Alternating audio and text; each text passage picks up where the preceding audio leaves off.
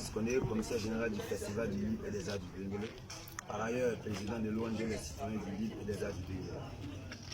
Déjà au dîner depuis 2019, nous avons entendu ce projet ambitieux qui est réellement porté sur les jeunes. C'est le Festival du Livre et des Arts du Bénin. Déjà pour cette 6e édition, le thème c'est Proverbes et durabilité de la langue. Pourquoi nous avons voulu réellement pencher toutes les activités de l'édition 6 autour du proverbe, parce que nous pensons que les proverbes sont riches d'enseignements. Et que chaque enfant qui participe aux activités du festival doit pouvoir apprendre, comprendre et afin de mieux se orienter sur la vie.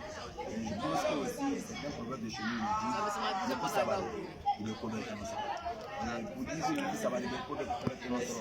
Je ne veux pas dire que chacun de nous, on n'a pas un côté peut-être pénal, mais c'est de savoir ça c'est un avis qui différent. Et qui pardonne, on dit mieux.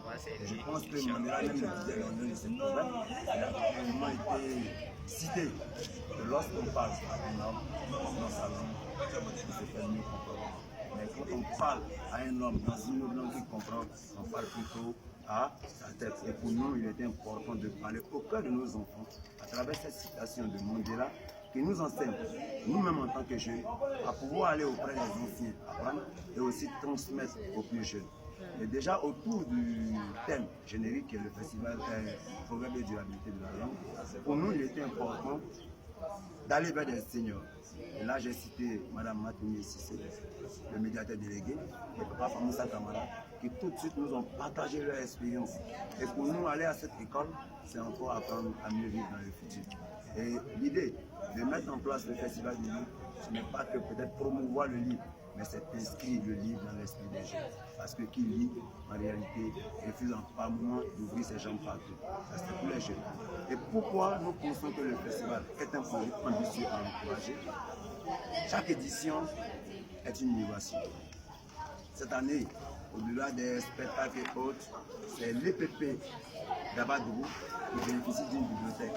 On s'est dit ici, nous avons l'idée de pouvoir enseigner le livre aux enfants, il faut aussi permettre aux enfants d'avoir des livres. Et quand on voit qu'à Dabadourou, on a une école primaire qui n'a pas de bibliothèque, ce n'est pas mauvais parce que c'est aussi ça la logique du ministère de l'Éducation nationale. Mais nous on s'est dit, c'est pas parce que le ministère ne construit pas de bibliothèques dans les écoles primaires, que nous aussi ne pouvons pas offrir une bibliothèque à une école primaire. Déjà le samedi matin, on sera à Dabadourou, on va aller dignement offrir une bibliothèque aux élèves de la pour que chacun de ces enfants devienne aussi, comme nos auteurs que nous invitons. Je veux parler déjà de Mme Kouskou, je veux parler de la mère Bonaï, je veux parler de nos artistes la mère en parlant de mots, nos petites sœurs, nos amis comme Yasmine Touré, nos frères, Konaté Suleiman, nos petites filles de la ville, Oumou et Petite Plume, qui nous encouragent, qui nous soutiennent, qui se joignent à nous pour nous accompagner dans ce projet ambitieux. Et dernier point, il est important de faire revenir un élément qui reste très capital. Cette année, nous avons sollicité les enseignants d'art plastique pour qu'ils viennent partager leur savoir avec nos enfants à travers les arts plastiques. C'est ce qui fonde déjà l'idée que quand nous sommes allés à Abidjan, nous avons demandé à Tikenja de parrainer la 6e édition. Dignement, humblement, en tant qu'un fils du Dengele, il est accepté. Tiken n'est pas ici aujourd'hui à Odéné, mais pour nous, Tiken est avec nous dans l'esprit. Et partout déjà, il est en train de parler de ce projet parce que pour lui, un livre pour un enfant, c'est lui donner presque tout. C'est le moment pour moi, en tout cas, de remercier Tiken Gafakoli. Il nous a aussi permis d'avoir des week-ends dans sa radio à Abidjan. Et il a dit qu'il est toujours prêt à accompagner nos jeunes artistes qui vont nous accompagner dans notre projet. Nos jeunes artistes qui vont se joindre à nous pour continuer ce combat, nos jeunes artistes qui sont ambitieux. Et là, il n'a pas manqué de le dire. Il dit qu'il faut que les jeunes acceptent de travailler parce que ça a partie du travail. Ils seront un jour comme lui, Tikenja, qui a aussi joué ici dans ce centre culturel. Et je me rappelle encore quand j'étais encore plus petit, Tiken venait jouer ici avec un public de 10 à 15 personnes. Mais aujourd'hui, Tiken, c'est des milliers de personnes qui assistent à son concert. Donc une manière en tout cas pour moi de faire comprendre aux jeunes qu'on ne peut pas réussir sans souffrir. Je vous remercie et comme je l'ai dit tout à l'heure, je ne suis pas seul. En tant qu'un homme, je vais laisser la parole à une jeune fille pour dire ce qu'elle pense du festival et inviter d'autres personnes. Merci. Non.